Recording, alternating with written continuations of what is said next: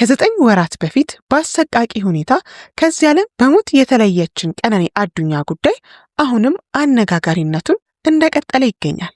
እንደምናውቀው ቀነኒ ከ5ኛ ፎቅ በአሰቃቂ ሁኔታ ራሷን ማጥፋቷ ይታወሳል። እናም በጉዳዩ ተጠርጣሪ የነበረው እጮኛዋ አንዷለም ጎሳ በዋስ ከተለቀቀ ጊዜ ጀምሮ ከቀነኒ ቤተሰቦች ጋር እርቅ ለማውረድ በማሰብ በኦሮሞ ባህላዊ ስርዓት መሰረት አባ ገዳዎች የእርቅ ስርዓቱን አስጀምረውት ነበር።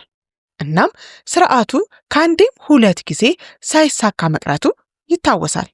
ምክንያቱ ደግሞ የቀነኒ ቤተሰቦች በእርቅ ስርዓቱ ላይ ያልተስማሙበት ጉዳይ በመኖሩ ነው።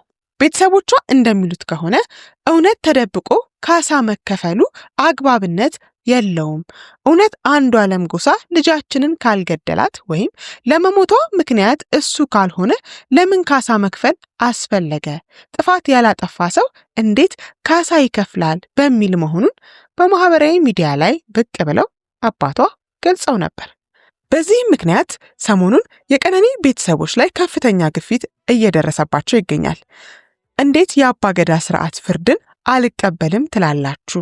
ማንም ኦሮሞ ከዚህ ስርዓት ውጪ ሊተዳደር አይችልም። እናንተ የስርዓቱ ተቃዋሚ ናችሁ ወይ? የሚሉ የተለያዩ ወቀሳዎችን በማስተናገዳቸው ምክንያት የቀነኒ አባት በድጋሚ ወደ ሶሻል ሚዲያው ብቅ ብለው መልእክት አስተላልፈዋል። መላው የኦሮሞ ህዝብ፣ መላው ኢትዮጵያ ህዝብ እንድታቁልኝ የምፈልገው እንደ ቀነኒ ቤተሰብ እኛ ከአባ ገዳዎቹ ጋር ያልተስማማንበት ቦታ የአባገዳን ስርዓት የገዳን ስርዓት አለመቀበል ሳይሆን አለማክበር ሳይሆን የቀነኒ ጉዳት በግልጽ ሊጣራ ይገባል ከሚል አኳያ በመልእክታቸውም እንግዲህ እሳቸው ወይም ቤተሰባቸው ስርዓቱን ተቃውሞ ሳይሆን የፍርድ አበያየኑ ልክ አለመሆኑን አስመልክቶ በውሳኔው ላይ እንጂ ተቃውሟቸው በአባገዳ ስርዓት ላይ አለመሆኑን ገልጸዋል። ከዚህ ጋር ተያይዞ እንግዲህ ተወዳጁ ድምፃዊ አንዷለም ጎሳ ከረጅም ጊዜ በኋላ ወደ ሶሻል ሚዲያው ብቅ ብሎ እኔም ጋር እውነት አለ በማለት በኦሮምኛ ቋንቋ ሐሳቡን አጋርቶናል። ከዚህ በመቀጠል እንግዲህ እሱ ያጋራውን ሐሳብ እንመለከታለን። እኔና ቀኖ በጣም ደስ የሚል የፍቅር ግንኙነት ነበረን። ነገር ግን ተደጋጋሚ ጊዜ ድባቴ ነበረባት።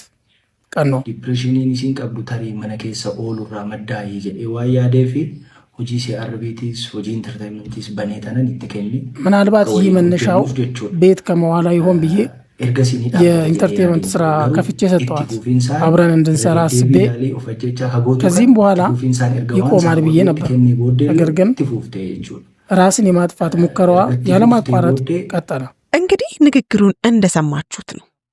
መጀመሪያውኑ እሷ ራሷን የማጥፋት ሐሳብ የነበራት እንደሆነና ይሄ ጉዳይ ሲደጋገም ለቤተሰቦቿ ማሳወቁን፣ ነገር ግን እነሱ ምንም አይነት መፍትሄ እንዳላመጡ፣ ከዛ ውጭ ግን የሁለቱ ግንኙነት ሰላማዊ እንደነበር በፍቅር የተሞላ መሆኑንም ንግግሩ ላይ ገልጿል። ግንኙነታቸው ሰላማዊና በፍቅር የተሞላ ባይሆን ኖሮ ከዚህ በላይ ምን ይመጣ ነበር? ምላሹን እንግዲህ ለእናንተ እንተወዋለን። በዚህ ጉዳይ ላይ ደግሞ እስከዛሬ ዝምታውን መርጦ የነበረው የቀነኒ አዱኛ ታናሽ ወንድም ቀነኒና አንዷለም አብረው መኖር ከጀመሩበት ጊዜ ጀምሮ እሱ እዛ ቤት በተገኘባቸው ቀናቶች የተፈጠሩትን አሳዛኝ ክስተቶች በግልጽ እያለቀሰ ለሚዲያ አጋርቷል። ይህንን ጉዳይ እንግዲህ ወደ ሚዲያ ለማውጣት የተገደደው አንዷለም ጎሳ ወደ ሚዲያ ወጥቶ ባጋራው ሐሳብ ምክንያት ነው። እንግዲህ ወንድምየው የኔንም ስም ጠቅሷል በማለት የተፈጠሩትን እና እሷ ቤት በነበረባቸው ጊዜያት ያያቸውን እውነቶች የቀነኒ ስልክ ላይ ካገኛቸው የፎቶ ማስረጃዎች ጋር በማጣመር እንዲህ በማለት አጋርቶናል። አንዷለም ያው ለሊት አምሽቶ ነው የሚመጣው። በቃ ጠዋት ሊነጋ አካባቢ ሲል ነው የሚመጣው ወደ 11 ሰዓት አካባቢ ምናምን እና ሁሌ የዛን ሰዓት ጭቅጭቅ አለ በአንዷለምና በቀነኒ በኩል ሁሌ በዛ ሰዓት ጭቅጭቅ አለ። ሽጉጥ አቀባበለ አንዷለም በሩ ጋር ቆሞ ማለት ነው። ከዛ እኔ ላናገረው አንቺ ጊዜ ከዛ አይሆንም ይመታል ምናምን ብላ እሷ አይተኩስም አንተ ተረጋጋ እኔ ያናገረዋለሁ እንዳትገባ በመሃል ብላ በሩን ከፍታ ወጣች። ከዛ ሽጉጡን ፊቷ ላይ ደቀነባት። ከዛ የሆነ ፎቶ አሳያት። ይሄ ፎቶ አንቺ ነሽ አላት። እሷን ያርለውም ማለች። ከዛ እህቱን አሳያት። መጽሐፍ ቅዱስ ይዛ በጣም ማለችለት። እኔ አይደለሁም እናቴ ትሞት ምናምን ብላ ማለችለት ቀነኒ። ከዛ አንቺ ነሽ ምናምን አላት። ከዛ ወደ እንትና ዞረ ሚጣ ጠይቃት ዳረሱ አይደለች ምን ሆነ አንዷል ማለት ነው። ከዛ እኔን ጠይቀኝ እሷ አይደለች ስለ ጊዜ ከሷ ላይ ይዞ የነበረውን ሽጉጥ ወደ ሸተሩ አዙሮ ሸተሩ ላይ ተኮሰዋል። እንግዲህ የቀነኒ ወንድም ጋር ያለው እውነት ደግሞ አንዱዓለም ጎሳ እኔ ጋር ያለው እውነት ይሄ ነው ከሚለው ጋር በፍጹም ተቃራኒ የሆነ ነው። ሁላችንም እንደምናውቀው ቀነኒ ከሞተችበት ጊዜ አንስቶ ለ9 ወራት እያነጋገረ ይገኛል። አሁን ደግሞ የአባ ገዳዎችና የአንዱዓለም ጎሳ ሐሳብ ከተጨመረበት በኋላ ነገሩ በድጋሚ እየተቀጣጠለና እየተፋፋመ ነው። ህዝቡንም እንግዲህ በሁለት ጎራ ከፍሎታል።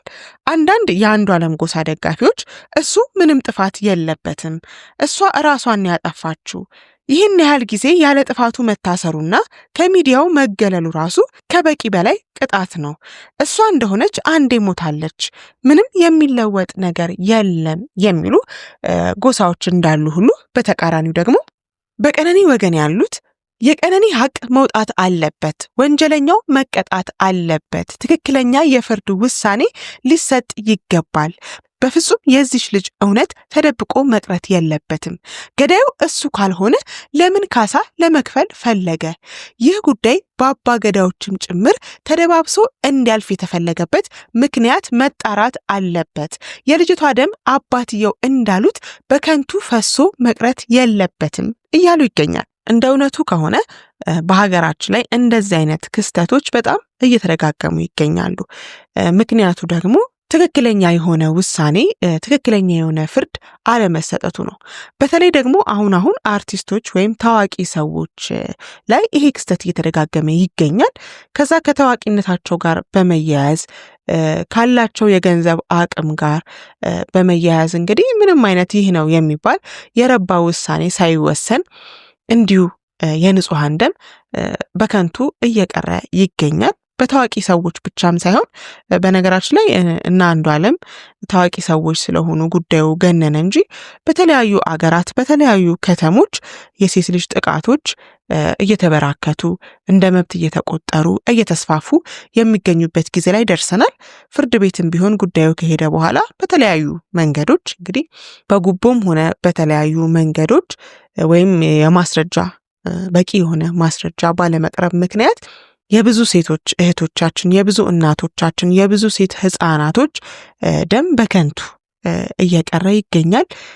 ቁስላቸው በህይወት ያሉትም እንግዲህ በህይወት የተረፉትም ጥቃት ደርሶባቸው ቁስላቸው ህመማቸው ሳይሽር በእርግጥ ሊሽር የሚችል ጉዳይ አይደለም። ነገር ግን ቢያንስ ይህንን ጥቃት ያደረሰባቸው ሰው አግባብነት ያለው ቅጣት ቢቀጣ፣ ፍትህ ቢሰፍን ቢያንስ ትንሽ የመረጋጋት ትንሽ ሰላም የመሰማት እንዲሁም ደግሞ ነገ እከሌ ላይ ይሄ ነገር ሊደርስ አይችልም ብሎ የማመን የማሰብ እድሎች ይበራከቱ ነበር። አሁን ግን የሚሰጠውን ውሳኔ ልክ አለመሆኑ ፍትህ መዛባቱን አስመልክቶ የተለያዩ ጥቃቶች በተለያዩ ጊዜያት በመዲናችን አዲስ አበባም ሆነ በተለያዩ የክልል ከተሞች ላይ እየሰማን እንገኛለን።